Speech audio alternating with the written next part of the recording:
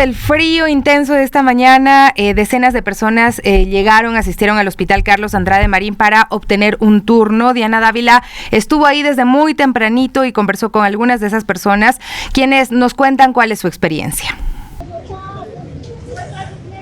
Nos encontramos en este momento en el Hospital Carlos Andrade Marín, donde desde las 5:30 de la mañana prácticamente, o mucho más antes, las personas llegaron para tratar de tomar un turno, una cita médica, y también algunos para realizarse los exámenes.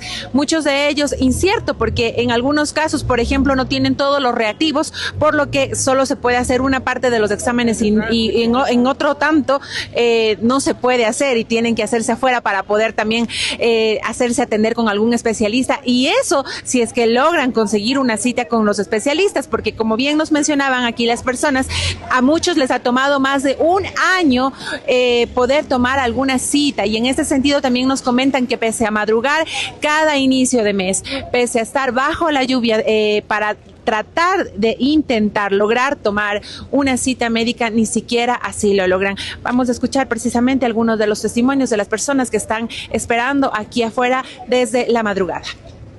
Para examen de laboratorio. ¿Usted está aquí desde qué hora? Desde las 5:30. ¿Le ha sido fácil tomar turno? No, el turno es imposible, que dan cada año, creo. Y encima la entrada que le hagan el examen más complicado. ¿Cuánto tiempo le tomó tomar turno? Unos 6 meses. Sí, yo estoy en lo mismo. Estoy desde el otro año queriendo coger para ginecología, pero siempre no hay, y así me tienen todos los meses.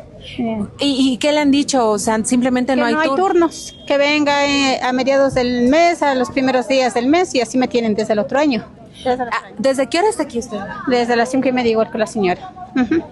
Estamos desde las 4 de la mañana. Ya no alcanzamos turno porque han empezado a dar a las 12 de la noche. No puede ser posible venirme yo de Carapungo todo mojado y regresarme sin el turno. Tengo 3 citas que he hecho y venido y que no. Se madruga, no, nada que ver. No era antes. ¿Qué es lo que hacemos? ¿Qué podemos hacer? No hay nadie que diga, dentro un director, diga, ¿sabe qué? Venga tal día, avísenos para nosotros estar más al tanto. Porque mire, ya me voy a la casa otra vez. Otra vez para venirme, otra vez a pedir tu permiso en el trabajo, y eso no es el motivo. Coménteme, por favor, ¿hace qué tiempo usted está intentando tomar turno? Desde la semana pasada. He venido a las 4 de la tarde, 5 de la tarde, después de la cita médica. Vine el viernes a las 9 de la mañana, dijeron que se acabaron los turnos, y que madrugue. ¿Cuál es la hora de madrugar? Me dijeron 6:30, pues antes de las 6:30 estoy con esta tremenda cola. Igual a usted le ha tocado tal vez comprar medicación. Toda la medicina vengo a comprar, menos una que me dan aquí. Verá, yo estoy desde el mes de noviembre que me llaman y nunca me dan. Yo tengo aquí, y aquí me dieron la derivación a Solca, y de Solca me manda multa que me hagan los exámenes. Y voy con la tercera vez que me llaman, que venga el primero del mes. Vine el mismo en diciembre y no me dan. De aquí vuelta voy a ver qué me dicen. Y usted está encima más con muletas, esperando bajo la lluvia y todo eso, imagínense. Y todavía es incierto si le den o no turno. Y eso también me toca ver si es que me darán o no me darán. Y porque ya le digo, yo estoy ya 3 años así con este tratamiento. ¿Medicación le ha tocado igual comprar? Igual, me toca todo comprar afuera. Imagínense, mire cómo le tengo la pierna de ya 3 años. Y pasé internado aquí y no me hacían nada. No me hacían nada, cosa que tuve que salir aparte. Aquí es un total caos. Todo mundo habla de que es un atropello y una desconsideración, precisamente porque pese a la lluvia y todo lo que está pasando, no existe absolutamente ninguna atención ni ninguna respuesta de los guardias de seguridad. Te vamos a tratar de hablar con otra persona más. Viene con silla de ruedas, debe de la vereda por esa rampa bajar. Si es para que no se pongan los vendedores, más fácil era cobrarles el arriendo, porque está puesto aquí y allá y es lo mismo. Estamos viendo aquí al lado del hospital que están puestas cadenas y no sabemos qué es, para qué objeto tiene aquello, seguramente para evitar vendedores ambulantes. Pero bueno, es lo que les podemos mencionar. La gente realmente está muy molesta y con toda razón, muy poca consideración. La mayoría pues está bajo la lluvia, como ustedes pueden ver, con paraguas. El caos vehicular es increíble porque la gente, unos vienen en vehículo particular, otros en taxis. Entonces, como ustedes pueden pueden ver, no hay un orden. E incluso la gente corre peligro en el momento que está tratando de correr para poder tratar de ingresar al hospital. Y como les digo, sin ni siquiera tener la seguridad de que van a lograr conseguir un turno, ya sea para un especialista o para los exámenes. Es lo que les podemos informar desde aquí, desde las afueras del Hospital Carlos Andrade Marín. Continuamos con ustedes. Bueno, ya lo vemos, el acceso a la salud en el IES es una de las principales preocupaciones de los afiliados, especialmente cuando se trata de conseguir turnos, agendar citas médicas y transitar correctamente entre los 3 niveles de atención, aunque el sistema está diseñado para iniciar en el primer nivel y escalar hacia el segundo y tercer nivel de complejidad. En la práctica, pues existen algunas dificultades operativas, administrativas y tecnológicas que afectan la atención oportuna. Así es que para analizar este tema y sobre todo explicarlo, queremos agradecer pues la presencia del doctor Freddy León, médico general, magíster en epidemiología para la salud pública, quien actualmente se desempeña como coordinador del servicio de emergencias del Hospital del Día Central Quito, que tiene experiencia en emergencias, en gestión de calidad, vigilancia epidemiológica y cumplimiento de la normativa del IES y el MSP, para comprender un poquito qué está pasando con el sistema y cómo podemos aprovechar la capacidad instalada a este momento. Muchas gracias por venir el día de hoy acá a los estudios de Radio Pichincha. Buenos días, qué gusto estar aquí. Bueno, para quienes están afiliados al IES, ya vemos, conseguir un turno médico suele ser como que la principal preocupación, a veces el principal obstáculo. ¿Qué está fallando en el sistema de agendamiento de citas? ¿Por qué se ha vuelto tan difícil acceder a atención básica? Sí, bueno, el problema radica principalmente en el desconocimiento de la gente de estos 3 niveles. Hay que entender que el primer nivel y segundo nivel es donde se manejan la mayoría de patologías comunes, y estas patologías deberían ser atendidas en estos niveles para hacer un diagnóstico oportuno y posteriormente ir escalando hacia un tercer nivel, por ejemplo, cuando ya se necesite un especialista o subespecialista. En este sentido, por ejemplo, los pacientitos que se acercan a las diferentes instituciones, los diferentes hospitales de hacer cola, podrían acudir primero a los niveles más bajos, ser diagnosticados oportunamente y de ahí sí poder acceder a un nivel más alto. ¿Pero cómo se accede a los primeros niveles de atención? Bueno, estos tenemos niveles de agendamiento por sistema informático, ¿no? 140 de WhatsApp o por medio de internet. Pero, por ejemplo, en mi unidad nosotros estamos tratando de verificar que se establezca adecuadamente los temas de interconsulta, de referencia y contrarreferencia, para determinar qué pacientes necesitan realmente acudir a un especialista. Nosotros también hacemos, quizás por decirlo así, de una forma un poco más artesanal, de que los pacientes que necesitan conversen directamente con el paciente, con el médico o con algún funcionario que trabaje en mi unidad, para que nosotros podamos articular con el médico que está en este momento de atendiendo y se pueda generar una cita. Entonces son métodos que se deben planificar en cada institución, en cada hospital, para poder solventar las necesidades de los pacientes. O sea, usted nos explica un poco que hay ocasiones en las que los centros médicos de primer nivel están holgados en turnos, mientras el HCAM está como lo acabamos de ver en este momento. Sí, por ejemplo, como un ejemplo es el día de hoy, nosotros tenemos cirugía ambulatoria en mi hospital, en el Celtran Quito, y las agendas de los médicos están con 7 pacientes cuando en realidad deberían tener en 32 y 40. Entonces, el tema es de que la capacidad instalada en ciertos momentos se satura y los turnos son agendados en cambio para cantones o provincias que son aledañas. Pero lo que trata de hacer el tema del sistema informático es que el paciente no se quede sin su turno. Lógicamente es un poquito complicado viajar a otra provincia, pero por ejemplo en este sentido el paciente puede solicitar una cita, en este caso cirugía general, si es que está con un problema de la vesícula, por ejemplo, de una hernia, puede acercarse directamente a trabajo social, hablar con algún funcionario de mi unidad y se puede dar una cita para el médico que necesite. Lógicamente, sabiendo que el médico, si es que tiene la oportunidad en este momento de atender los pacientes. Bueno, habíamos hecho un análisis hace unos días sobre el sistema de salud en general en el país y pues veíamos que, por ejemplo, hay médicos generales, hay importante número de médicos generales, sin embargo, las especialidades son las que faltan todavía. ¿Eso cómo se puede solventar en el caso de las unidades de primer nivel? ¿Hasta qué tipo de especialidades tienen? En un primer nivel lo que se maneja son patologías comunes, por lo tanto está bien que esté un médico general, un médico familiar, odontólogo, En cambio, en un segundo nivel ya es de especialidad, incluso es cirugía ambulatoria y hospitalización, quizás por poco tiempo. Y en un tercer nivel, que son los hospitales como el Andrade Marín, ya se maneja especialidades y subespecialidades, hospitalización que es un poco más amplia y patologías que son graves.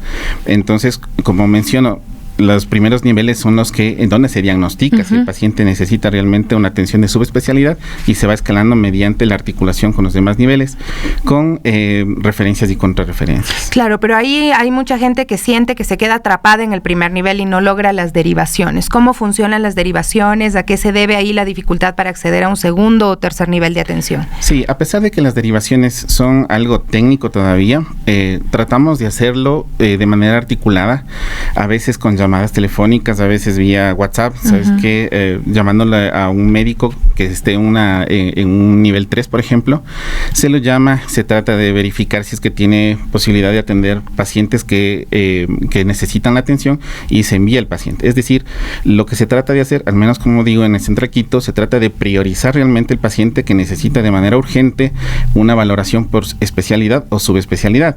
De manera que hasta ahora, como digo, estamos dando los primeros pasos, nos ha dado buenos resultados, pero hay que afianzar todavía estas. Usted mencionaba pues lo importante que es ver lo que está pasando en ese momento con el paciente. Ustedes también en el primer y segundo nivel se tiene como el triaje, hay derivaciones como inmediatas de emergencia también. Sí, por supuesto. El tema mismo de que nosotros nos manejemos con protocolos, con flujos, provee de que el médico pueda, mediante estos documentos normativos, verificar si el paciente está grave o no, o necesita una especialidad o subespecialidad, y enseguida se lo puede derivar. Lógicamente también es la clínica misma del paciente. Si ya tiene características de que está grave el paciente, pues la referencia no debe esperarse, la derivación no debe esperarse. Esto hablando un poquito más de emergencias. En cuanto al tema de consulta externa, lógicamente un paciente no está grave, necesita la consulta, pero a veces sí su patología merita una subespecialidad, y de esta manera se articula, ¿no? Como menciono, mediante documentos normativos y mediante la referencia a los pacientes con los demás niveles. Y ya, lógicamente, si con esto que es técnico no funciona, vale la pena hacer la articulación quizás un poquito más directa, con llamadas telefónicas y con mensajes incluso de WhatsApp. ¿Cuándo se debe ir a la emergencia? Porque eso también es como una de las circunstancias en las que uno dice, bueno, si no consigo turnos, mucha gente, yo he escuchado que dicen, bueno, di que te duele muchísimo, pero ve a la emergencia para que te atiendan de una buena vez.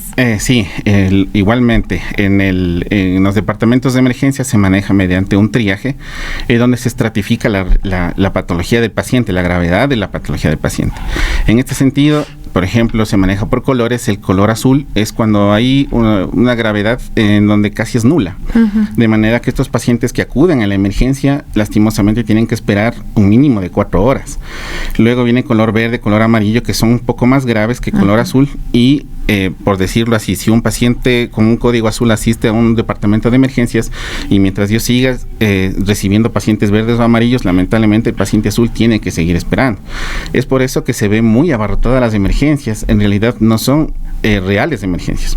Entonces estos pacientes necesitan ser derivados a consulta externa, donde deben ser atendidos. Es por eso que, como digo, estamos tratando de articularnos con los especialistas de mi unidad para que la emergencia se vaya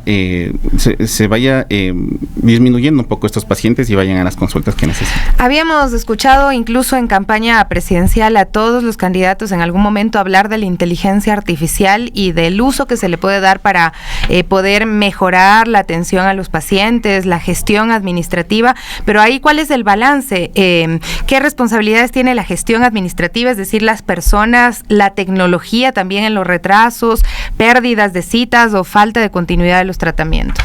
Sí, ese es un problema que, bueno, es en conjunto, ¿no? Tanto la institución, el Seguro Social, como el tema de los pacientes. Los pacientes, una vez que logran tener su agenda, logran tener su turno, no acuden a las citas. Entonces, dejan la agenda llena del médico, sin embargo, no asisten a las citas, dejando a pacientes que realmente no lo necesitan sin la posibilidad de poder acceder. La inteligencia artificial ha hecho, en este sentido, un gran trabajo. Sin embargo, como menciono, hay que seguir afianzando esto para que se pueda desplegar de mejor manera la atención y la seguridad de los pacientes. ¿Cuáles son los grupos poblacionales que deben ser priorizados en la atención y que sobre los cuales debe corregirse también las fallas en el sistema, las desigualdades que deberían también preocuparnos como sociedad? Bueno, hablando de la priorización, ¿no? En salud es bastante complejo. Lo que se hace es priorizar que los recursos que se tienen se los dé a los pacientes que lo requieren. Quizás aquí es un poco complejo de explicar, pero por ejemplo, si yo necesito que los recursos se prioricen a una persona joven, se los debe dar a esa persona. Quizás en un sentido más como de consulta externa o de más de atención y de oportunidad de la atención, sí se debe priorizar también a niños y a los ancianitos, también a mujeres embarazadas. Entonces, en ese sentido, sí es necesario establecer nuevos mecanismos que procuren la atención en estos grupos. Bueno, tal vez algún cambio que esté en camino, que se pueda implementar para que pues no haya esta carrera que tienen los pacientes, carrera de obstáculos para poder acceder a la atención médica. Sí, especialmente, no tanto en lo técnico, porque lo técnico ya está. El tema es algo cultural. Nosotros debemos que, como institución, por parte de los médicos, por parte de los funcionarios que trabajamos en las instituciones de salud, tener esa empatía con el paciente, ¿no? O sea, no es necesario, lógicamente, salir a buscar el paciente, pero sí poder tener la articulación con trabajo social, con otros departamentos que puedan darnos o proveernos de esos pacientes y nosotros tener la apertura de poder recibir a los pacientes. En ese sentido, todas las instituciones necesitamos mejorar este tema cultural, porque lo técnico, como menciono, ya está. Entonces, de esta manera yo pienso que se va a solucionar bastante bien. Lo estamos haciendo ya pasito a pasito en el Central Quito y con resultados que son bastante prometedores. ¿Dónde está el Central Quito? El Central Quito está en la Flores de Olmeda, en pleno centro histórico. En el centro histórico de nuestra capital. Bueno, muchísimas gracias por acompañarnos acá, doctor. Solamente recapitulemos rapidito como un resumen ejecutivo para nuestra audiencia sobre los niveles de atención y qué es lo que deberían hacer para poder acceder al sistema de salud del IES. Claro, como resumen podemos decir que los niveles de atención son 3 específicos. El nivel 1 es para pacientes que casi no tienen gravedad, nivel 2 pacientes que tienen una mediana gravedad y nivel 3 pacientes que realmente necesitan atención rápida y prioritaria. En este sentido, se invita a la población en general que acudan a los niveles que son más bajos para que puedan recibir un diagnóstico oportuno y poder escalar a niveles superiores. También les invitamos, especialmente a Central Quito. Nosotros tenemos la capacidad de tener especialistas y tenemos cirugía ambulatoria que estamos prestos a esperar. Tenemos disponibilidad, tenemos agenda abierta para que puedan asistir los pacientes. Muchas gracias por acompañarnos el día de hoy. Bueno, estamos ahora mismo con el doctor Freddy León, que nos explicaba desde su visión como coordinador del Servicio de Emergencias del Hospital del Día Central Quito, cómo funcionan los 3 niveles de atención y daba también recomendaciones para nuestra audiencia. Son las 9:37, tiempo de hacer una cortísima pausa y enseguida regresamos con más. Ya estamos con Gaby Cruz en esta mañana. ¿Cómo estás, mi Gaby? Muy buenos días. Buen día, mi Sofi. Buen día, amigos y amigas de las Guarmis de Radio Pichincha. Y estamos aquí acompañándolos en este nuevo mes, esta nueva semana, pero siempre con más información para ustedes. Así es, amigos. Bueno, estábamos repasando la situación de las vías en la capital y en la provincia de Pichincha. Debido a las fuertes lluvias, la prefectura informó sobre deslizamientos de tierra en las vías Jatupamba, San José de Minas y Eloac, Unión del Toachi. Y al momento el tramo Jatupamba, San José de Minas, está ubicado en el noroccidente de nuestra provincia, se encuentra cerrado al tránsito vehicular hasta que el personal y la maquinaria de la prefectura realicen toda la limpieza, despejen la vía, pero también hay unos tramos parcialmente habilitados. Así es, los kilómetros 4, 13 y 22 de la vía Eloac, Unión del Toachi se mantienen parcialmente habilitados hasta concluir las tareas de limpieza. La prefectura de Pichincha, a cargo de estas 2 vías, solicita conducir con precaución debido a la presencia de lluvias. Y también tenemos otras novedades en las vías de nuestro país, también de la provincia, y hay que decirlo, un siniestro también, ¿no? Sí, así es un siniestro de tránsito también en la Panamericana Norte, esto en el sector Balcón de Guayabamba. Esta vía también se encuentra cerrada, esto en sentido Guayabamba-Quito. Los paramédicos del Cuerpo de Bomberos pues brindan atención prehospitalaria lamentablemente a víctimas de este siniestro. Así es, qué feo que es pasar y ver un siniestro vial, vivirlo, pues ustedes me contarán, queridos amigos, amigas. También, bueno, este martes 3 de febrero, gremios y transportistas se van a movilizar hacia el Puente Internacional Internacional de Rumichaca para exigir soluciones ante el impacto de las medidas arancelarias entre Ecuador y Colombia, que ya empezaron a regir según el documento oficial emitido por el Comité de Trabajadores Gremiales de la Frontera. Y bueno, esta concentración está prevista desde las 8 de la mañana, esto en el sector denominado El Éxito, y culminará en el puente internacional que conecta pues a nuestro país, ¿no? La zona del Carchi, también con el departamento colombiano de Nariño. Esto pues por lo que se encuentran estas disputas entre ambos gobiernos y se espera que se encuentre una solución, y esto también piden desde el sector comercial sobre todo. Así es, bueno, hay mucha preocupación al respecto. Desde hoy se empieza ya a ver movimiento y movilización.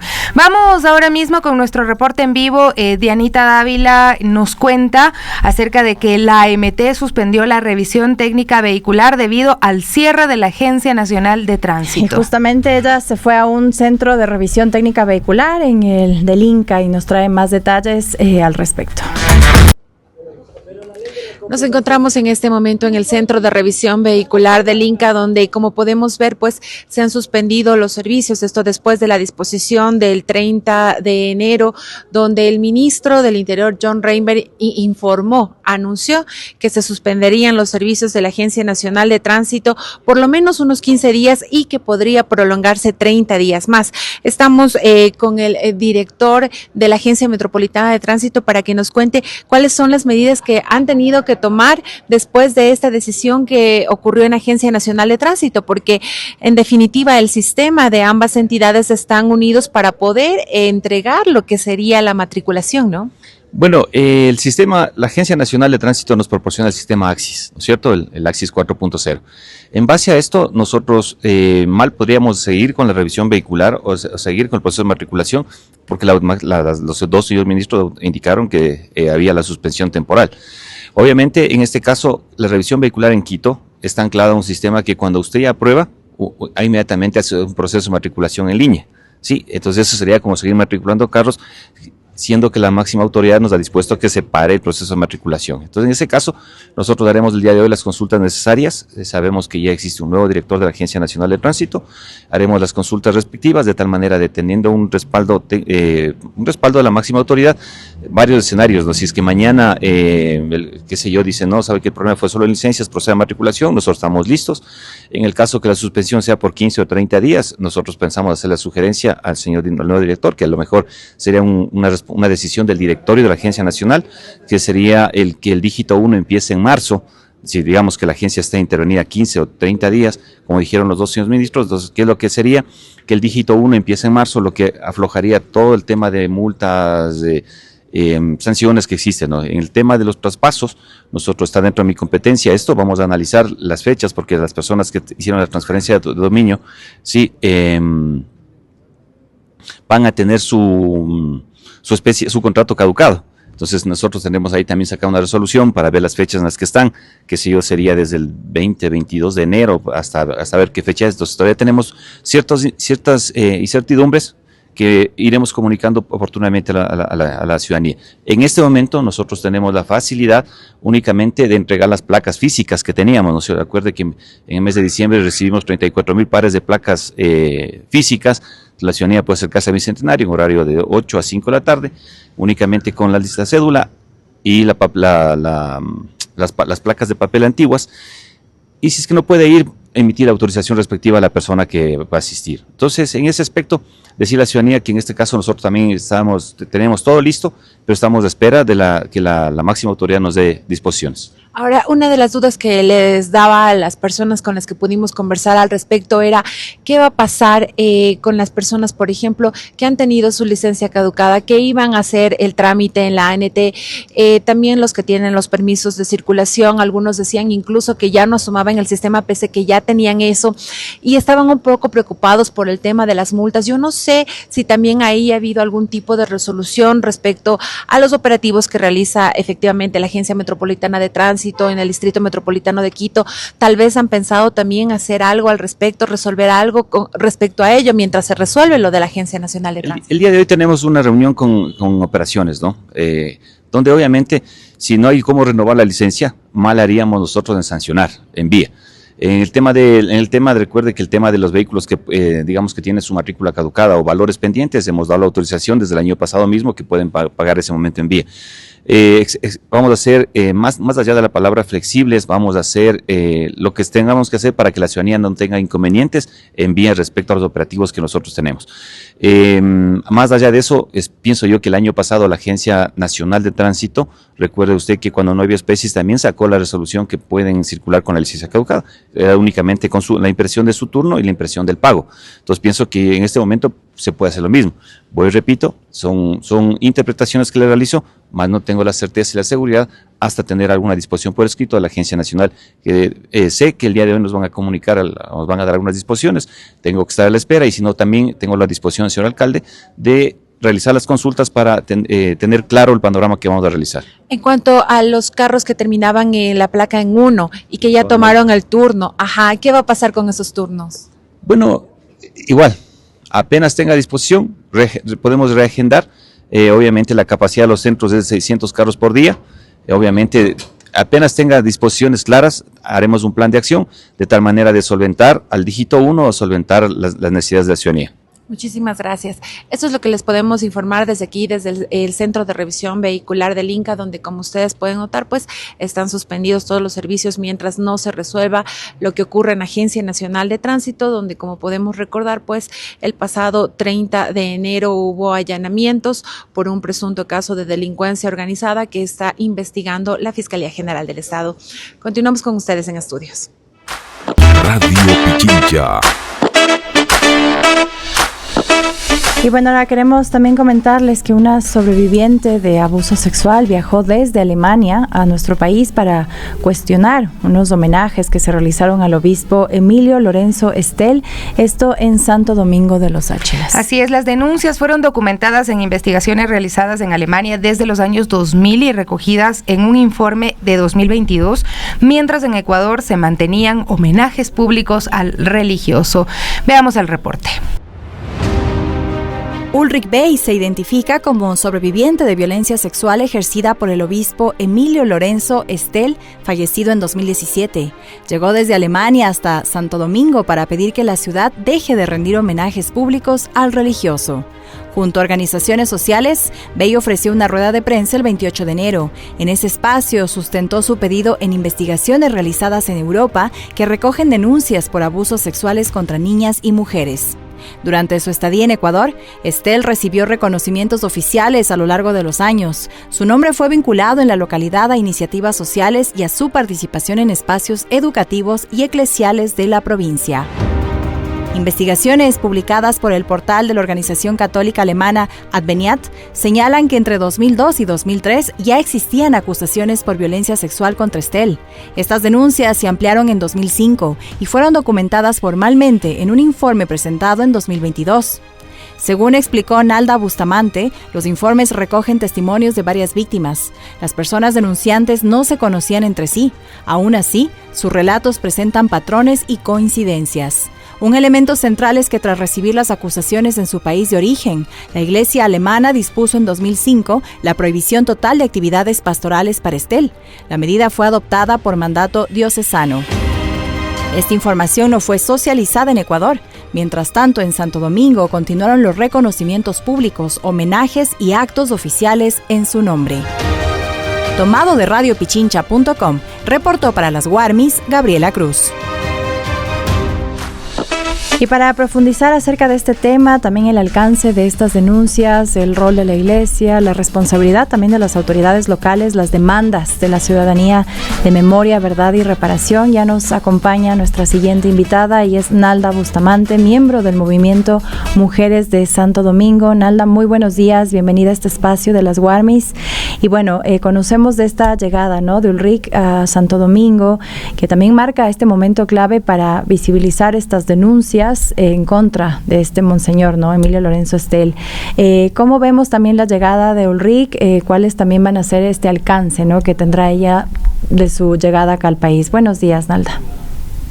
Buenos días, estimada Sofía, estimada Gabriela, muchísimas gracias por el espacio. Pues sí, la semana pasada, como ustedes mencionan, estuvo acá la sobrina del ex obispo de Santo Domingo, Emilio Lorenzo Estel, y con ella tuvimos justamente una rueda de prensa en la cual uno de los pedidos, digamos con énfasis, que hizo Ulrich fue justamente que no vuelva a levantarse el monumento que temporalmente ha sido quitado del espacio por cuestiones de obras del municipio, y que este monumento no vuelva a ser colocado. Creo que es importante mencionar que en Santo Domingo se han dado una serie de acciones de reconocimiento al exobispo. Hay una calle con su nombre, hay una unidad educativa con su nombre, hay una fundación con su nombre, hay también un reconocimiento que se hace a personas notables en el mes de julio, que se conmemora la cantonización de Santo Domingo, donde se entrega un reconocimiento justamente que se llama Emilio Lorenzo Estil. Entonces nosotros lo que hemos solicitado ha sido justamente que estas acciones de reconocimiento paren, digamos, por llamarlo de alguna manera. La sobrina ha dicho que no debería levantarse nuevamente este monumento, y nosotras como organizaciones sociales también estamos apoyando esto. Creemos que no se debe levantar este monumento después de haber conocido y estudiado desde diversas organizaciones de mujeres de la provincia el informe completo que emite la Conferencia Episcopal de Alemania. Justamente esto, ¿no? ¿Qué información contenía estos documentos elaborados en Alemania que datan de 2000 hasta 2022, y por qué considera que estos no fueron conocidos ni debatidos en el país durante tantos años? Bueno, fíjense ustedes en el reporte que presentan, así es, que en el reportaje que hacen ya lo mencionan, a pesar de que en el año 2005 la Conferencia Episcopal de Alemania ya tenía conocimiento de una serie de víctimas. Sin embargo, lo que hace la Iglesia alemana es de alguna manera puertas adentro, como nosotros decimos desde las organizaciones de mujeres, puertas adentro, digamos, se resuelve este tema, incluso se indemniza económicamente a varias víctimas, y sin embargo la Iglesia decide no sacar, digamos, a la luz estos temas. Más bien son las autoridades que a partir del año 2018 en Alemania, la Iglesia Católica, creo que hay que reconocer esta voluntad, porque desde el año 2018 deciden hacer pública una serie de situaciones que inician con otro sacerdote, no con el exobispo de Santo Domingo, pero que al hacer el análisis de abusos sexuales con otros sacerdotes, comienza a aparecer en esos informes el nombre de Emilio Lorenzo Estele. Y son esos primeros informes del 2018 y 2019 que llevan a que en el 2022 se levante información de sacerdotes alemanes que vienen en misión a América Latina, no solo al Ecuador, sino a diversos países de América Latina y el Caribe. Es decir, en un momento en el 2005 se guardó esa información y no se socializó, porque posiblemente si Santo Domingo hubiese conocido, no se hubiese dado posterior al 2005 toda esta serie de reconocimientos que nosotros estamos mencionando. Nalda, y bueno, ustedes también señalan que los testimonios recogidos en esta investigación, en estos documentos, presentan ciertas similitudes, aunque hay víctimas que no se conocían entre ellas, ¿no? ¿Y qué relevancia tiene este elemento, encontrar estas similitudes en estos presuntos casos de violencia? Creo que eso da cuenta, y lo decía Ulrich también, ¿no? Es decir, decía, hay una serie de testimonios que se recogen en el estudio, y la ciudadanía los puede revisar porque están en internet, en la página de Adveniat, pueden revisarlos ahí. Y justamente lo que dicen ahí, hay una serie de víctimas que no se conocían en diferentes etapas, en diferentes momentos históricos, donde los testimonios coinciden en la manera en que se tenía de aprovechar, digamos, un poco, por un lado, la vulnerabilidad de mujeres muy jóvenes, se habla en algunos casos de niñas, en otras de adolescentes, pero generalmente son mujeres jóvenes, donde se evidencia, digamos, la relación clara de poder que hay ahí, porque estamos hablando de una persona que incluso estuvo nominada al Premio Nobel de la Paz.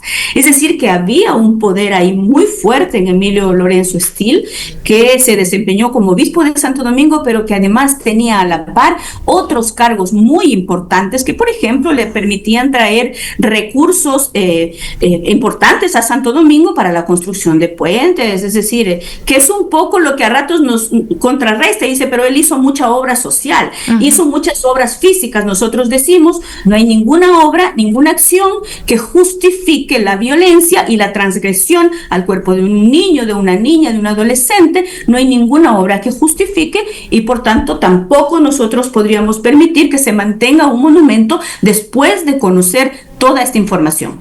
¿Y desde qué año estuvo Emilio Lorenzo Estel en Santo Domingo o acá en nuestro país, ¿no? Él fallece, entiendo, en 2017, pero durante todo ese tiempo, acá en el Ecuador, ¿se han conocido tal vez algunas denuncias? ¿Hay indicios de que también pueda haber víctimas en el Ecuador, así como hubo víctimas en Alemania, ya documentadas de sobra? Bueno, él llega al Ecuador en el 83 de manera formal, es obispo auxiliar en Quito. Luego, a partir del 87, es designado desde el Vaticano como el primer obispo de Santo Domingo. Él estuvo en este cargo por 15 años, hasta el año 2002, que fue cuando se retiró y volvió a Alemania. La información que emite y que pone al público para su estudio la Conferencia Episcopal Alemana es solo con mujeres alemanas, no hace esta investigación con mujeres latinoamericanas. Y esa ha sido también un poco la demanda, ¿no? De hecho, a la misma Conferencia Episcopal de Alemania, que algunos han dicho se debería ampliar esta investigación a víctimas en el Ecuador, a víctimas en Santo Domingo sobre todo, y en general a los obispos que vinieron desde Alemania y de Europa, porque quizás el otro dato que no hemos mencionado, querida Sofía y querida Gabriela, es que el otro tema, digamos, donde aparece la figura de Emilio Lorenzo, que lleva a ampliar la investigación, es el hecho de haber traído desde Europa, desde Alemania, desde España, a sacerdotes que estaban siendo investigados por la justicia de sus países por temas de violencia sexual. Entonces, se conoce y se sabe en el estudio que hay varios sacerdotes que fueron traídos por Emilio Lorenzo Estele mientras él estaba en el Ecuador, algunos incluso acá en Santo Domingo. Es decir, nosotros tenemos esas dos realidades, esos dos análisis. Por un lado, la denuncia de víctimas directas contra Emilio Estele, pero la otra, el haber traído curas pederastas hasta el Ecuador. Entonces, también aquí nosotros decimos, también es una obligación que tiene la Iglesia Católica del Ecuador, como lo hizo la de Alemania, de, digamos, abrir archivos e investigar, porque hay denuncias. Nosotros sabemos que hay denuncias en muchas diócesis y que se necesita, digamos, también hacer investigación emulando también lo que ha hecho Alemania. Nalda, y también en este caso queremos conocer qué significa para las víctimas de este presunto abuso sexual que se mantengan estos homenajes públicos, estos reconocimientos, porque sin duda es una manera de revictimizarlas, de enviar un mensaje a la sociedad que está como oculto, ¿no? Que no es el mensaje que se quiere enviar. Y aquí también conocer cuál es la acción de las organizaciones de mujeres y cuáles son sus demandas. Bueno, yo creo que está de más explicar a la gente que nos oye lo que significa que alguien que está siendo investigado, que además ha reconocido, así lo dice el estudio, ¿no es cierto?, que se ha extralimitado, porque así lo menciona el estudio, que se haga un reconocimiento. Creo que está de más decir por qué no debe levantarse, porque el efecto que tiene la violencia sexual sobre las víctimas es a largo plazo. Muchas incluso terminan quitándose la vida, como ocurrió con el caso de Cartografía de la Impunidad, que se publicó el año pasado, que relata y recoge alguna información sobre el tema de violencia sexual en el Ecuador, y hay ahí en los casos de 2 víctimas donde terminan quitándose la vida. Y esa es una investigación que ustedes creo que también han hecho las entrevistas respectivas y se ha conocido también. Y yo quisiera decirles a ustedes que lo que en Santo Domingo nosotros lo que estamos pidiendo es justamente que estos homenajes, ¿no es cierto?, ya no de alguna manera el mismo municipio, por ejemplo, que es el responsable de la administración de la ciudad, sea quien se encargue, por ejemplo, de derogar una ordenanza. Hay una concejala que ha tomado la batuta en esto, que se ha comprometido a trabajar para derogar esta ordenanza y que obviamente no se vuelva a colocar el monumento. Nosotros, por nuestro lado, estaremos enviando esta misma semana una carta al alcalde haciendo estas solicitudes, pero hemos dicho desde las diversas organizaciones que nos mantenemos atentas en que este tema, en que estas solicitudes hechas incluso por la misma ULRIC en el marco de la sororidad, de la solidaridad con las víctimas, pues obviamente la ciudad pueda revisarlo y que no se levante este monumento. Bueno, esto es importante, ¿no? Pero hay que decir que tiene que venir una víctima desde Alemania para decirle a la sociedad ecuatoriana que esto está pasando y que pues hay una alerta, porque entiendo que a pesar de que exista esta información, a mucha gente que, como usted dice, conocía al obispo, a Emilio Lorenzo Estel, y que decía, pero si era buenito, ¿cómo es posible? Yo no creo. Habrá esa confrontación en muchas personas que de pronto lo conocieron, ¿no? De dudar de las víctimas y demás, ¿no? Pero ¿cuáles son los pasos que deben darse desde las autoridades y también en este diálogo y baño de verdad para la sociedad de Santo Domingo, donde tuvo tanta influencia? Así es, mire, alguien hacía una reflexión interesante en la rueda de prensa y en otras reuniones que tuvimos con Ulrich acá en Santo Domingo, que la figura de Emilio Lorenzo es parte de la identidad de Santo Domingo, es así de fuerte. Eso queremos nosotros decirle, quienes vivimos acá, sabemos que es parte de la identidad del personaje de Emilio Lorenzo Estel. Por eso también es muy duro este debate, muy duro, porque yo he escuchado en estos días que he hablado con mucha gente, porque la gente está siguiendo la noticia acá en Santo Domingo, dicen, bueno, pero ¿por qué no denunciaron antes? Es decir, la credibilidad de las palabras de las víctimas a veces es un tema muy fuerte y muy duro. Sin embargo, fíjese lo que la ley dice en el Ecuador. Basta con el relato para que se emita inmediatamente, por ejemplo, medidas de protección. Es decir, la credibilidad en la palabra de la víctima está en la ley. Pero culturalmente no es así. Entonces la gente dice, debieron haberlo dicho antes, el obispo ya murió, ¿no? Entonces, claro, es una lucha contracorriente. Nosotros estamos conscientes de eso, pero también estamos conscientes que estamos llamadas a hacer un proceso educativo con la ciudadanía de Santo Domingo y del Ecuador. Esa es nuestra responsabilidad como organizaciones de mujeres. Esta no es una crítica a la iglesia en general. Sabemos que hay muy buenos sacerdotes, de hecho la mayoría de ecuatorianos somos católicos, pero cuando hay alguien que comete un abuso y que daña la vida de una persona y que hay informes que lo sustentan y testimonios, nosotros no podemos quedarnos calladas, porque nosotros justamente lo que buscamos es transformar a la sociedad frente a los temas de violencia y trabajar por la igualdad. Nalda, usted dice, bueno, claro, no es toda la iglesia católica, pero ¿cuál ha sido la respuesta de la Iglesia Católica en este caso? No ha habido pronunciamientos, querida Gaby, no ha habido pronunciamientos, y nosotros, y estimada Sofía también, nosotros, los canales locales, bueno, han intentado, de lo que nosotros conocimos, conversar aquí en Santo Domingo, entendemos que no ha habido respuesta. Sin embargo, Ulrich sí se reunió con el obispo de Santo Domingo, eso nosotros sí lo conocemos, aunque no los detalles de esa conversación. Sin embargo, también hay que decir que tampoco, digamos, la iglesia ecuatoriana se ha mostrado abierta y con apertura. Eso lo dice el estudio de la cartografía de la impunidad levantado el año pasado. Es decir, tampoco hay apertura para que se investigue. Por eso nosotros hacemos una interpelación aquí y reconocemos que cuando la iglesia alemana lo hace, creo que las otras iglesias de los países, por ejemplo la iglesia católica, debería mostrar la misma apertura. Es lo mínimo que merecen las víctimas. Así es, Nalda, así que esperamos también el pronunciamiento de las autoridades, tanto de la iglesia, de la conferencia, pero también de las autoridades para que se pueda iniciar este proceso de investigación. Muchísimas gracias, Nalda, por acompañarnos esta mañana. Nalda Bustamante, miembro del Movimiento Mujeres de Santo Domingo, con quien dialogábamos este tema tan importante, estos presuntos abusos sexuales a jóvenes que habrían sido perpetrados por el Monseñor Emilio Estel. Muchísimas gracias, Nalda. A ustedes. Muchas gracias. Y bueno, Nalda también hablaba un poco de esto, ¿no? De cómo esta impunidad ha permitido que muchos sacerdotes lleguen desde otros países ya después de haber sido acusados y sean trasladados, y es un poco lo que ha pasado también en nuestro país.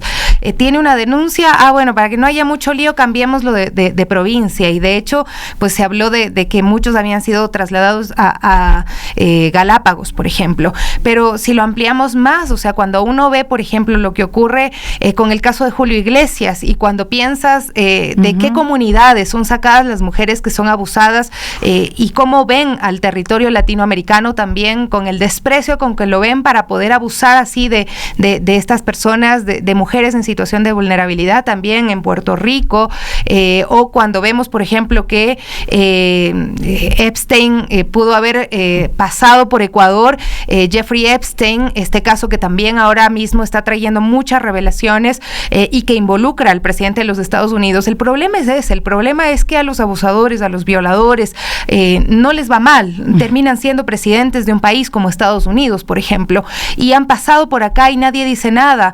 Son estos territorios, territorios de sacrificio de las mujeres, donde han sido tomados los cuerpos de las mujeres también para ser abusados en estas redes que ven pues la posibilidad de lucrar de los cuerpos femeninos, de los cuerpos de niñas, de los cuerpos de adolescentes, ¿no? Entonces esto también hay que ampliarlo un poco más y hay que hacer esa exigencia, primero de que como ciudadanos y ciudadanas no aceptemos que esto está bien o no lo dejemos pasar porque el señor ya murió o porque ha hecho obras en la provincia de Santo Domingo, en nuestro país, ¿no? Así es que, pues bueno, ese es un llamado a respaldar a las víctimas, a respaldar, bueno, a Ulrich. Ulrich ya salió del país, los periodistas alemanes también entiendo están en el Ecuador, pues tratando de transparentar y hacer que se conozca más este caso. Así es, y como bien dice Sofía, es un llamado también a la ciudadanía, ¿no?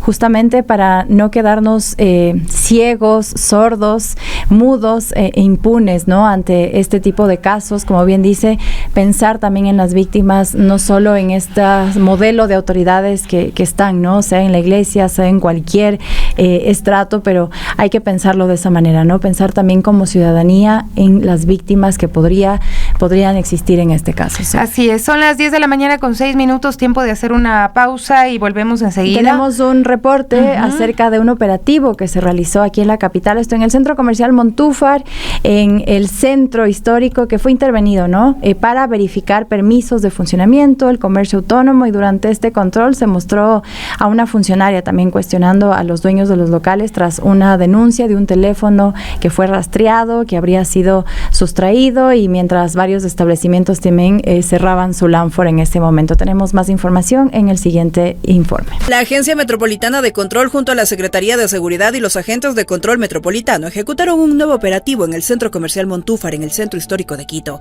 para verificar permisos de funcionamiento y actividades de comercio autónomo. Tras verificar el origen de la mercadería en varios locales, en el video se escucha a una funcionaria señalar: aquí hay un problema de trasfondo, mucho más que un permiso de funcionamiento. Según el balance de la Agencia Metropolitana de Control, durante el 2025 se iniciaron 56 procedimientos de sanción en este centro comercial y sus alrededores por locales sin permisos, dedicados a la venta y reparación de equipos electrónicos y celulares. Esta cifra representa un incremento del 19% frente al 2024, cuando se registraron 42 sanciones. Señalan que en 2024 se clausuraron 18 establecimientos por irregularidades y falta de permisos, mientras que los controles en los alrededores dejaron 15 sanciones a locales comerciales y 4 por comercio autónomo no regularizado.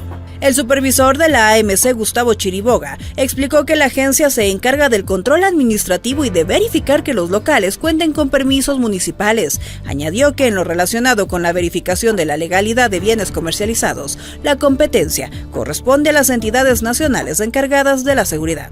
Por ello, estos operativos se fortalecen mediante coordinación interinstitucional con la Policía Nacional, la Intendencia, Aduanas, SRI, entre otras, garantizando que cada entidad actúe dentro del marco de sus atribuciones. Para las Guarmis informó Jessica Almeida.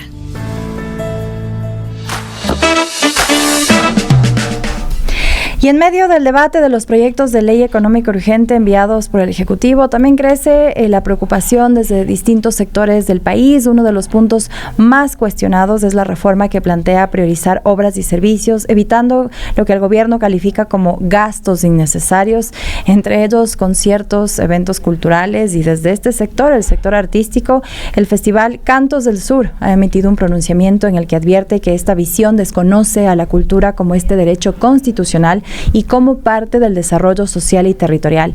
Y pues recordemos también que el secretario jurídico de la Presidencia, Enrique Herrería, aseguró que no habrá recortes para los gobiernos locales, que las transferencias están garantizadas. Sin embargo, desde los GAD y los gestores culturales alertan la falta de entregas oportunas de estos recursos, que ya está paralizando obras y podía también profundizar los problemas. Para analizar todo este escenario, lo que está en juego también para la cultura, la autonomía local, ya nos acompaña acompaña nuestro siguiente invitado en cabina. Él es Patricio Morales, presidente de Cantos del Sur. Patricio, muy buenos días, bienvenido a este espacio de las Guarmis. Y bueno, desde Cantos del Sur, ¿cómo consideran, ¿no?, estos proyectos presentados, ¿no?, desde el Ejecutivo y que ustedes también mencionan representa una amenaza para los derechos culturales de nuestro país? Buenos días, Patricio. Así es, gracias señorita Presa, buenos días a quienes están sintonizando Radio Pichincha. En efecto, esa propuesta de iniciativa de ley que el Gobierno Nacional ha enviado afecta a la parte presupuestaria para su desarrollo social, cultural y económico, en este caso de las prefecturas, de las alcaldías y de los GADs parroquiales. Es una afectación directa, ¿no? Teniendo en conocimiento que además de años anteriores vienen retrasando esa parte presupuestaria. Ellos son los afectados, ¿no? Ahora, claro, si ellos son los afectados, se está vulnerando de manera directa los derechos culturales de los artistas, de los gestores culturales que trabajan iniciativas que tienen que ver con conciertos, que tienen que ver con eventos culturales artísticos, porque en su fase de gestión cultural tienen que recurrir a estas instancias, porque la política pública en cultura, la política cultural tiene que ser asistida desde las instituciones culturales. Uh-huh. Los gestores culturales son los que dinamizan la propuesta artística, la propuesta cultural, porque los derechos culturales son derechos de la ciudadanía, no son derechos de los gobiernos actuales, tampoco son derechos estrictamente de los artistas o de los gestores culturales. Los derechos son de la ciudadanía. Así es. Al ser de la ciudadanía, entonces ahí va la preocupación de varios sectores y por supuesto del Festival Cantos del Sur. Bueno, en el comunicado que ustedes emiten hablan de que la cultura es un derecho constitucional, pero ¿qué artículos o principios sienten que este proyecto podría vulnerar, ¿no? ¿Cuál es esa afectación directa en el articulado que está ya en análisis en la Asamblea Nacional? Afecta el capítulo de la Constitución Política, en donde la ciudadanía tiene el derecho al deleite y al disfrute de las expresiones artísticas y culturales. En ese marco constitucional, ahí está claramente, ¿no?, que la ciudadanía tiene el derecho al deleite y al disfrute de las expresiones artísticas y culturales. Uh-huh. ¿Por qué afecta? Ahí precisamente está muy así claro en el capítulo de cultura. Afecta porque al no existir la parte presupuestaria para estos desarrollos, los gestores culturales, los artistas no pueden desarrollar sus iniciativas, sus festivales, sus encuentros. ¿Por qué? Primero, un festival o un encuentro cultural artístico tiene que garantizar primero un buen nivel de artistas a presentarse, y los artistas a presentarse, por supuesto, deben tener una parte financiera para su movilización, su viático y su logística. Es decir, cómo llevo a un grupo por más profesional o un grupo que esté empezando a desarrollarse en cualquier expresión artística, sea rock, sea rap, sea música andina, canto social, es decir, a esa parte de contratación, podemos pensar así, de los artistas en cualquier género. Segundo, la parte fundamental para que una ciudadanía pueda ver un concierto es la parte técnica, es decir, luz, sonido, iluminación y tarima. Esa es la parte fundamental que un concierto tiene, es decir, garantizar unos buenos equipos para que los artistas puedan hacer muy bien su expresión. Uh-huh. Y por supuesto la ciudadanía, el público, pueda mirar con calidad y con tranquilidad ese espectáculo. Uh-huh. Y tercero, por supuesto, la seguridad, ¿no? Porque hay los componentes para la seguridad. Estamos hablando de guardias de seguridad, estamos hablando de ambulancias que se prevé en cualquier concierto, en cualquier evento. Ahí se afecta, porque no tiene el artista en cómo desarrollar su iniciativa cultural. Uh-huh. Y justamente es lo que menciona desde el gobierno, ¿no?, que ellos sostienen que buscan esta eficiencia, que priorizan la inversión social. Por el otro lado también mencionan que no se va a recortar ni un solo centavo a los GADs, justo al sector cultural, pero ustedes sí ven con preocupación lo que pueda suceder, y ya nos mencionas también algunos de los impactos que tendría estas reformas, pero también cuáles serían otros impactos, ya pensando en festivales comunitarios, por ejemplo, en procesos culturales que llevan a cabo muchos de estos gobiernos de los GADs y que también dependen del gobierno central para poder realizar todo este tema de gestión cultural. ¿Cómo miran ustedes, Patricio, Patricio, lo que se viene si es que llegase a suceder este caso de un recorte presupuestario al sector cultural? A ver, esperemos que no venga, señorita, esperemos que no venga, porque el gobierno nacional, sus asesores, de igual manera la Asamblea Nacional y sus asesores, ¿no? Que por supuesto podrían promover esta iniciativa, ¿no? O sea, no estarían mirando que en la consulta popular le dijeron no a las reformas o no a una nueva constitución. O sea, sería inaudito que en el Ecuador, cuando la consulta popular dijeron no, que siga vigente la constitución política, es decir, que siga vigente estos derechos, ¿no? O sea, eso nadie puede entender, ¿no? Que se quiera presentar por encima de que ya la soberanía, el pueblo dijo no, se presente a una iniciativa. Pero es fácil desde el gobierno decir, bueno, es que estamos diciendo que prioricen en obra pública, agua potable y demás, y bueno, y que inviertan básicamente en eso los GATS, ¿no? ¿Cuál es el mensaje real que está enviando el gobierno también al sector cultural en el país? Le está diciendo que la producción artística cultural no fortalece la identidad ecuatoriana. O sea, así, o sea, clarito, ¿no? Es decir, el arte y la cultura no es de interés, no fortalece la identidad ecuatoriana, no fortalece el trabajo cultural en territorio o en la comunidad. Es el mensaje. Pero está un poco claro con el tema de la eliminación del Ministerio de Cultura. Por supuesto, es que allá quería llegar exactamente, ¿no? Entonces, cuando se ve y se mira que no reconocen que se dijo no la Constitución, así con precisión, ¿no es cierto? Tiene que ver con este lineamiento que ellos ya vienen trabajando. Le eliminan al Ministerio de Cultura. No se le puede eliminar al Ministerio de Cultura porque es un mandato constitucional. Está una ley orgánica de cultura encima. Claro, como es el poder político, por supuesto lo va a ejecutar, y como poder político lo quiere ejecutar con este proyecto de ley. Ahora, claro, usted me decía que otros sectores más se afectan. Es que alrededor de las dinámicas de los conciertos, de los festivales, de los encuentros, también existen otras iniciativas, otros emprendimientos, gastronomía, ferias artesanales, feria de libros, es decir, es todo un conjunto, no es solamente el espectáculo artístico cultural, esos son los afectados, ¿no es cierto? Está afectado un grupo cultural, un grupo artístico que también quiere vender su CD, su última producción musical. Un grupo de danza quiere ofertar su trabajo, en cualquier expresión, ofrecer su trabajo a la ciudadanía. Esos son los ámbitos que son de igual manera afectados al aprobarse este proyecto de ley.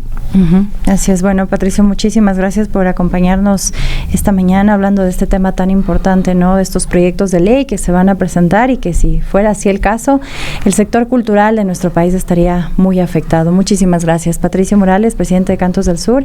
Hacíamos un análisis de estos proyectos de ley y también es el llamado a las autoridades, ¿no? A evitar que estos proyectos se envíen así de esa manera, como ya lo hemos visto, desde el Ejecutivo a la Asamblea, y bueno, se necesita ampliar también el diálogo y justamente con el sector cultural de nuestro país. Vamos a hacer una pequeña pausa y volvemos con más aquí en Las Guardias. Y bueno, amigos, también queremos decirles que este viernes 13 de febrero les invitamos a venir acá y a participar con su emprendimiento en el Rinconcito de Pichincha Carnavalero. Así es, no esperen más, inscríbanse ya para ser parte de estos emprendimientos. Si elaboras productos artesanales, alimentos, textiles, servicios, inscríbete ahora mismo, forma parte también de esta vitrina comercial que apoyamos también a nuestros emprendedores aquí en el Rinconcito de Pichincha, el espacio donde su negocio puede crecer, llegar también a más personas, así que los interesados pueden comunicarse al 0986-533-007. Le repito, el 0986-533-007 y ustedes pueden participar desde ya, ser parte de los emprendimientos de nuestro Rinconcito de Pichincha. Así es, amigos, amigas, invitadísimos. 10:20. Bueno, hay un cierre vial por un siniestro de tránsito en el sector de Pifo, en la Osvaldo Guayasamín y E35. Son los dos carriles que están cerrados en sentido Quito Aeropuerto.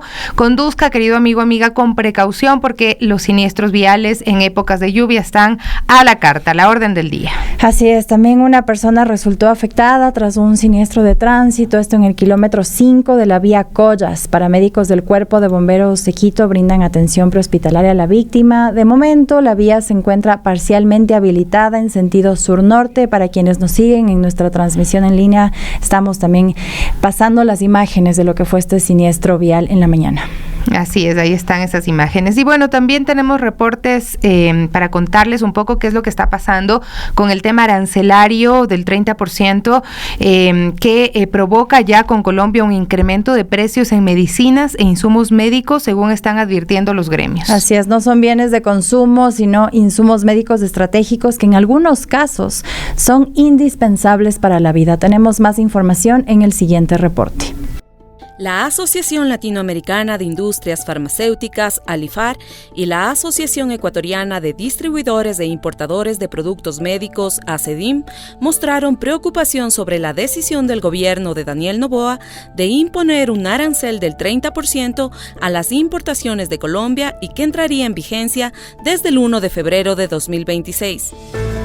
Ambas organizaciones coinciden en que la resolución encarecería la atención médica en el sector privado, además de provocar el desabastecimiento en los hospitales públicos que ahora mismo no cuentan con suficiente stock y por ende pone en riesgo el acceso oportuno a medicamentos, dispositivos e insumos médicos. Para la Asociación de Distribuidores de Productos Médicos, entre los productos afectados están los insumos para cardiología, hemodiálisis, unidades de cuidados intensivos, diagnóstico de laboratorio y cirugía. El gremio subrayó que el impacto mayor se concentraría en pacientes con enfermedades cardiovasculares y enfermedades renales. En el 2025, la asociación importó 42 millones de unidades médicas por $51.4 millones y si se incorpora el 30% de aranceles, ese valor llegaría a 66.8 millones. De su lado, ALIFAR advirtió que Ecuador depende en buena medida de la producción farmacéutica colombiana. De hecho, según datos oficiales del Departamento Administrativo Nacional de Estadística, DANE, el 21% de medicamentos llega desde el vecino país. Tomado de la web de Radio Pichincha, reportó para las Guarmis Gabriela Espinosa.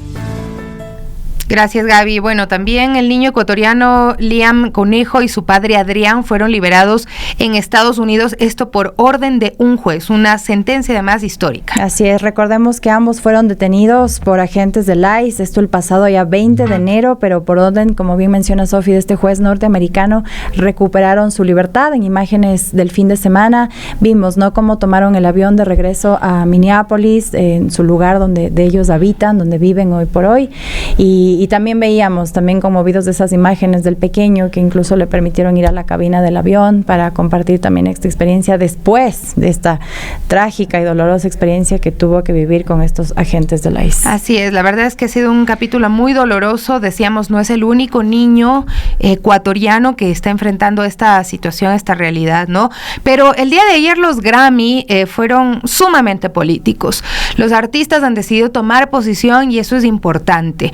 Y por ejemplo, Bad Bunny, de quien quizá muchos no esperaban nada, pues ha sorprendido. Fuera ICE, no somos salvajes, no somos animales, no somos extraterrestres, ¿no? ¿Qué posición de tener que explicar a estas alturas que somos humanos? Y además él dice, estadounidenses, ¿no? Dijo el cantante Bad Bunny tras ganar el Grammy a Mejor Álbum de Música Urbana por Debí Tirar Más Fotos. Y además denunció el accionar del gobierno de Donald Trump en estas redadas antimigrantes. Él dijo que se siente muy orgulloso también de ser latino. Agradeció a su madre también por haberlo parido en territorio latinoamericano, así mencionaba él. Y también algo que destacar aquí, es uno de los primeros artistas latinos en ganar un Grammy estadounidense. Es el primer latino en la historia de estos premios, así que también es un alto reconocimiento para este artista que también ha decidido alzar su voz, ¿no?, por todos los migrantes. Vamos a ver el video de Bad Bunny. Si es que se puede, ¿no? Voy a decir esto, ICE fuera. No somos salvajes, no somos animales, no somos extraterrestres, somos humanos y somos estadounidenses. Es difícil no odiar en estos días. A veces nos dejamos contaminar.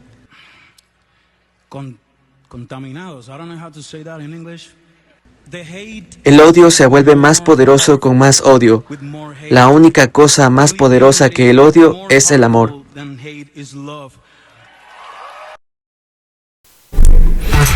Fuertes también declaraciones de este artista de talla mundial y que, bueno, ahí esperamos sacuda, ¿no?, al gobierno estadounidense, considerando, ¿no?, que es también el premio de este país más reconocido de la música en la historia. Así que, bueno, también hubo otras declaraciones. Así es, nadie es ilegal en tierras robadas. Necesitamos seguir ayudando y seguir luchando, alzando la voz y protestando. Esto también fue lo que dijo, pues, una cantante, Billie Eilish, quien se llevó el premio a Mejor Canción del Año por Wildflower de su álbum Hit Me Hard and Soft durante la ceremonia de los premios Grammy. Además, ella es una activista por la causa palestina también. Es esto, ¿no? Son causas de la humanidad. Escuchemos. Nadie es ilegal en una tierra robada.